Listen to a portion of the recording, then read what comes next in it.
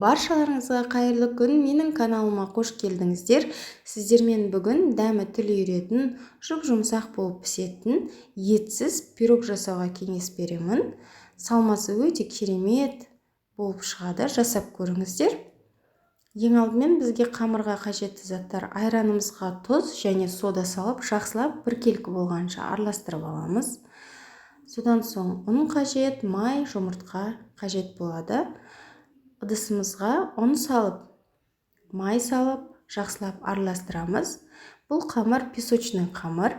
Негізі салмасына етпен де, картоппен де жасай берсеңіздер болады. Осындай қамыр елеп аламыз.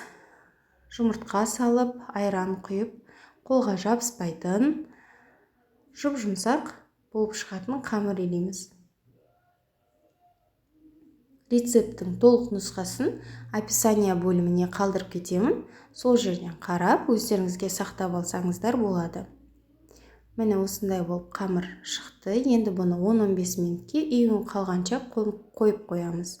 Енді салмасына қажетті заттар: бізге 3 дана піскен жұмыртқа қажет. Енді 40 қабатты қалауыңызша турап, табағымызға салып, 4 ас қасық су құйып, тұз салып пісіретін боламыз. Осылай пісіп шығады. Енді бұл суыған соң 2 ас қасық майонез салып, жаңағы туралған жұмыртқамызды салып, біркелкі етіп араластырып аламыз. Бұл салма өте дәмді. Балаларыңызға ұнайтынына сенімдімін. Осылаймен жасап көріңіздер.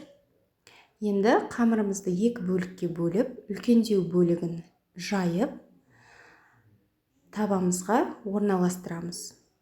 Бетіне осылай салмамызды салып, екінші бөлігінде жайып, бетіне жауып шығамыз. Бұл пирог 180 градуста 30-35 минут шамасында пісіп шығады.